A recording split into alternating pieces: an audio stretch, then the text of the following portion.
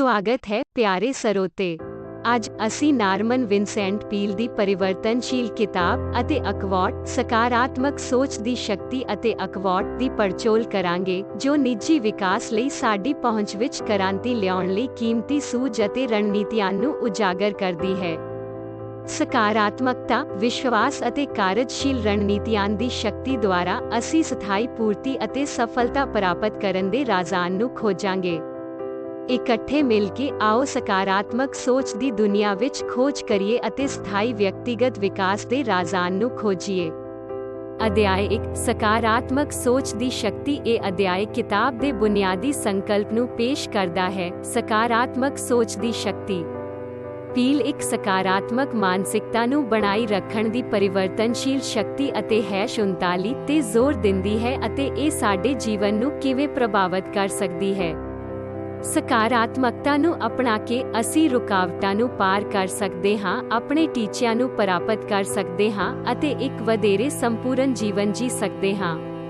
ਇਸ ਅਧਿਆਇ ਤੋਂ ਮੁੱਖ ਸਬਕ ਚੁਣੌਤੀਆਂ ਨੂੰ ਪਾਰ ਕਰਨ, ਆਪਣੇ ਟੀਚਿਆਂ ਨੂੰ ਪ੍ਰਾਪਤ ਕਰਨ ਅਤੇ ਆਪਣੇ ਜੀਵਨ ਨੂੰ ਵਧਾਉਣ ਲਈ ਸਕਾਰਾਤਮਕ ਸੋਚ ਦੀ ਸ਼ਕਤੀ ਨੂੰ ਅਪਣਾਓ। ਅਧਿਆਇ 2 ਆਪਣੇ ਆਪ ਵਿੱਚ ਵਿਸ਼ਵਾਸ ਕਰੋ। ਪੀਲ ਸਵੈ ਵਿਸ਼ਵਾਸ ਦੀ ਮਹੱਤਤਾ ਅਤੇ ਸਫਲਤਾ ਪ੍ਰਾਪਤ ਕਰਨ ਵਿੱਚ ਇਸ ਦੀ ਭੂਮਿਕਾ ਨੂੰ ਉਜਾਗਰ ਕਰਦੀ ਹੈ। ਉਹ ਮੰਨਦਾ ਹੈ ਕਿ ਆਪਣੀ ਕਾਬਲੀਅਤ ਵਿੱਚ ਵਿਸ਼ਵਾਸ ਰੱਖਣਾ ਜ਼ਿੰਦਗੀ ਵਿੱਚ ਕੁਝ ਵੀ ਪ੍ਰਾਪਤ ਕਰਨ ਵੱਲ ਪਹਿਲਾ ਕਦਮ ਹੈ। ਇਹ ਅਧਿਆਇ ਸਵੈ ਵਿਸ਼ਵਾਸ ਪੈਦਾ ਕਰਨ ਅਤੇ ਸਵੈ ਸ਼ੱਕ ਨੂੰ ਦੂਰ ਕਰਨ ਲਈ ਰਣਨੀਤੀਆਂ ਪ੍ਰਦਾਨ ਕਰਦਾ ਹੈ। ਇਸ ਅਧਿਆਇ ਤੋਂ ਮੁੱਖ ਸਬਕ ਸਵੈ ਵਿਸ਼ਵਾਸ ਪੈਦਾ ਕਰੋ, ਸਵੈ ਸ਼ੱਕ ਨੂੰ ਦੂਰ ਕਰੋ ਅਤੇ ਆਪਣੇ ਟੀਚਿਆਂ ਨੂੰ ਪ੍ਰਾਪਤ ਕਰਨ ਲਈ ਆਪਣੀਆਂ ਕਾਬਲੀਅਤਾਂ ਵਿੱਚ ਵਿਸ਼ਵਾਸ ਰੱਖੋ। ਅਧਿਆਇ 3 ਪ੍ਰਾਰਥਨਾ ਅਤੇ ਵਿਸ਼ਵਾਸ ਦੀ ਸ਼ਕਤੀ। ਇਹ ਅਧਿਆਇ ਪ੍ਰਾਰਥਨਾ, ਵਿਸ਼ਵਾਸ ਅਤੇ ਸਕਾਰਾਤਮਕ ਸੋਚ ਦੇ ਵਿਚਕਾਰ ਸੰਬੰਧਾਂ ਦੀ ਵਿਆਖਿਆ ਕਰਦਾ ਹੈ। ਪੀਲ ਪ੍ਰਾਰਥਨਾ ਦੀ ਪਰਿਵਰਤਨਸ਼ੀਲ ਸ਼ਕਤੀ ਅਤੇ 39 ਤੇ ਜ਼ੋਰ ਦਿੰਦੀ ਹੈ ਅਤੇ ਕਿਵੇਂ ਵਿਸ਼ਵਾਸ ਵਿਅਕਤੀਆਂ ਵਿੱਚ ਸਕਾਰਾਤਮਕਤਾ ਅਤੇ ਲਚਕੀਲੇਪਣ ਦੀ ਭਾਵਨਾ ਪੈਦਾ ਕਰ ਸਕਦਾ ਹੈ।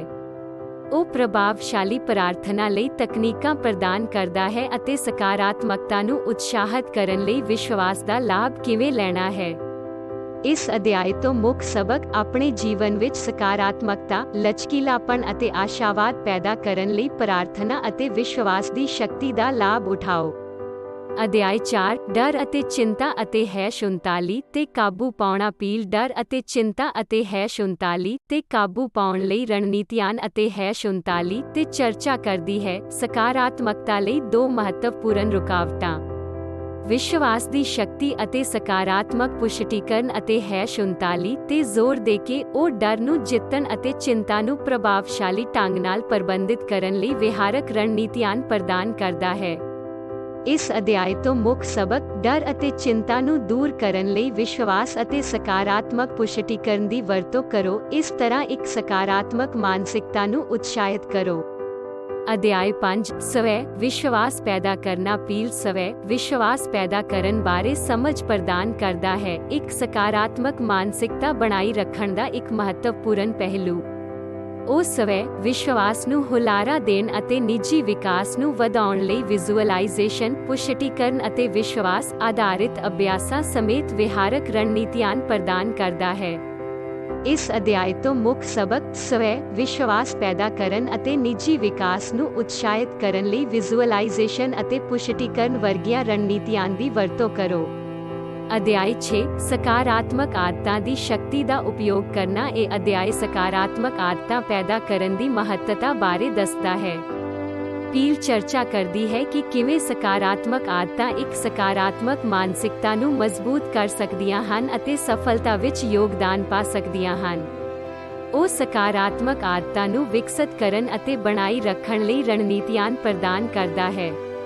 ਇਸ ਅਧਿਆਇ ਤੋਂ ਮੁੱਖ ਸਬਕ ਸਕਾਰਾਤਮਕ ਮਾਨਸਿਕਤਾ ਨੂੰ ਮਜ਼ਬੂਤ ਕਰਨ ਅਤੇ ਤੁਹਾਡੀ ਸਮੁੱਚੀ ਸਫਲਤਾ ਵਿੱਚ ਯੋਗਦਾਨ ਪਾਉਣ ਲਈ ਸਕਾਰਾਤਮਕ ਆਦਤਾਂ ਪੈਦਾ ਕਰੋ। ਅਧਿਆਇ 7 ਸੁਨਹਿਰੀ ਨਿਯਮ ਦਾ ਅਭਿਆਸ ਕਰੋ। ਪੀਲ ਨੇ ਸੁਨਹਿਰੀ ਨਿਯਮ ਪੇਸ਼ ਕੀਤਾ, ਇੱਕ ਸਿਧਾਂਤ ਜੋ ਦੂਜਿਆਂ ਨਾਲ ਉਸੇ ਤਰ੍ਹਾਂ ਦਾ ਵਿਵਹਾਰ ਕਰਨ ਨੂੰ ਉਤਸ਼ਾਹਿਤ ਕਰਦਾ ਹੈ ਜਿਵੇਂ ਤੁਸੀਂ ਚਾਹੁੰਦੇ ਹੋ। ਇਹ ਅਧਿਆਇ ਚਰਚਾ ਕਰਦਾ ਹੈ ਕਿ ਰੋਜ਼ਾਨਾ ਜੀਵਨ ਵਿੱਚ ਸੁਨਹਿਰੀ ਨਿਯਮ ਦਾ ਅਭਿਆਸ ਕਿਵੇਂ ਸਕਾਰਾਤਮਕਤਾ ਅਤੇ ਆਪਸੀ ਸਤਿਕਾਰ ਨੂੰ ਵਧਾ ਸਕਦਾ ਹੈ, ਜਿਸ ਨਾਲ ਨਿੱਜੀ ਸੰਬੰਧਾਂ ਨੂੰ ਵਧਾਇਆ ਜਾ ਸਕਦਾ ਹੈ ਅਤੇ ਸਮੁੱਚੀ ਖੁਸ਼ੀ ਅਤੇ ਸਫਲਤਾ ਵਿੱਚ ਯੋਗਦਾਨ ਪਾਇਆ ਜਾ ਸਕਦਾ ਹੈ।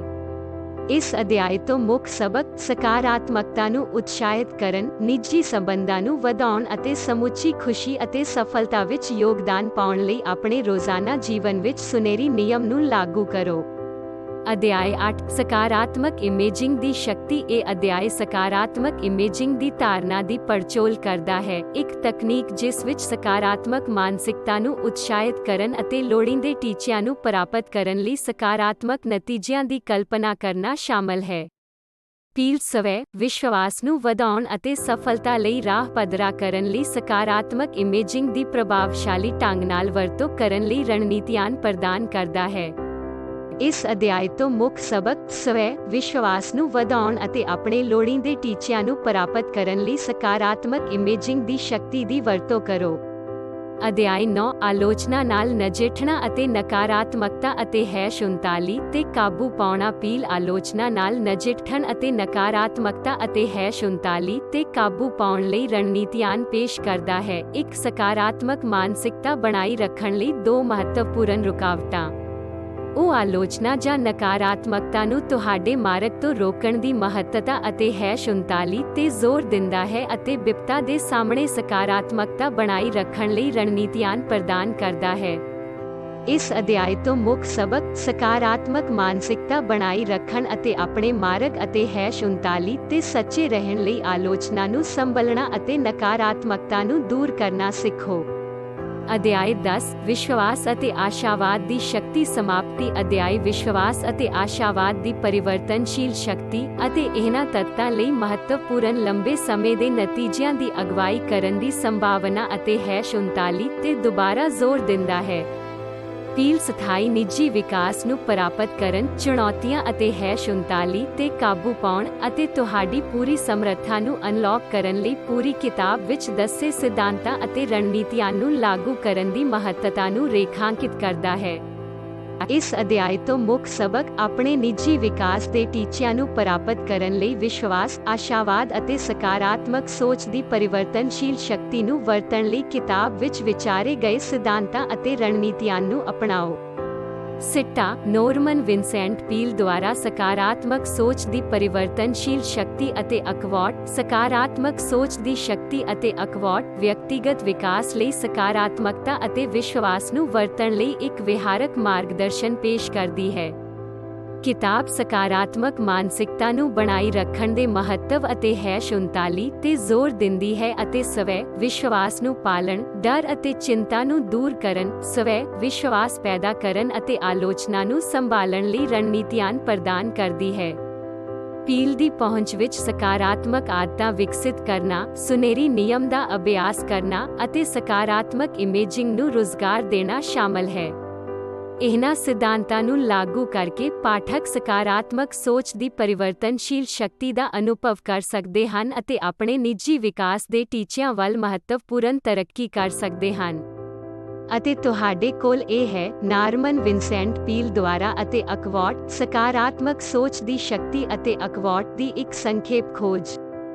ਅਸੀਂ ਸਥਾਈ ਵਿਅਕਤੀਗਤ ਵਿਕਾਸ ਲਈ ਸਕਾਰਾਤਮਕਤਾ, ਵਿਸ਼ਵਾਸ ਅਤੇ ਵਿਹਾਰਕ ਰਣਨੀਤੀਆਂ ਦੀ ਪਰਿਵਰਤਨਸ਼ੀਲ ਸ਼ਕਤੀ ਦੁਆਰਾ ਯਾਤਰਾ ਕੀਤੀ ਹੈ। ਜਿਵੇਂ ਕਿ ਅਸੀਂ ਸਿੱਟਾ ਕੱਢਦੇ ਹਾਂ, ਇਹਨਾਂ ਸੂਝਾਂ ਅਤੇ 39 ਤੇ ਵਿਚਾਰ ਕਰੋ ਅਤੇ ਉਹਨਾਂ ਨੂੰ ਆਪਣੇ ਜੀਵਨ ਵਿੱਚ ਲਾਗੂ ਕਰੋ। ਯਾਦ ਰੱਖੋ, ਨਿੱਜੀ ਵਿਕਾਸ ਇੱਕ ਜੀਵਨ ਭਰ ਦਾ ਸਫ਼ਰ ਹੈ ਅਤੇ ਸਕਾਰਾਤਮਕਤਾ ਚੁਣੌਤੀਆਂ ਅਤੇ ਮੌਕਿਆਂ ਵਿੱਚ ਤੁਹਾਡੀ ਅਗਵਾਈ ਕਰ ਸਕਦੀ ਹੈ। ਆਸ਼ਾਵਾਦੀ ਅਤੇ ਲਚਕੀਲੇ ਰਹੋ ਜਿਵੇਂ ਤੁਸੀਂ ਵਿਕਾਸ ਕਰਦੇ ਹੋ ਅਤੇ ਵਧਦੇ ਹੋ। ਸਕਾਰਾਤਮਕ ਸੋਚ ਦੀ ਸ਼ਕਤੀ ਦੀ ਪੜਚੋਲ ਕਰਨ ਵਿੱਚ ਸਾਡੇ ਨਾਲ ਜੁੜਨ ਲਈ ਤੁਹਾਡਾ ਧੰਨਵਾਦ। ਜੇ ਤੁਸੀਂ ਇਸ ਸੰਖੇਪ ਦਾ ਆਨੰਦ ਮਾਣਿਆ ਹੈ ਤਾਂ ਸਾਡੇ ਚੈਨਲ ਨੂੰ ਪਸੰਦ ਕਰੋ, ਸਾਂਝਾ ਕਰੋ ਅਤੇ ਸਬਸਕ੍ਰਾਈਬ ਕਰੋ। ਹੇਠਾਂ ਦਿੱਤੇ ਟਿੱਪਣੀ ਭਾਗ ਵਿੱਚ ਆਪਣੇ ਵਿਚਾਰ ਅਤੇ ਸਿਫਾਰਸ਼ਾਂ ਛੱਡਣ ਲਈ ਸੁਤੰਤਰ ਮਹਿਸੂਸ ਕਰੋ। ਇੱਕ ਹੋਰ ਸਾਹਿਤਕ ਸਾਹਸ ਲਈ ਅਗਲੀ ਵਾਰ ਮਿਲਦੇ ਹਾਂ।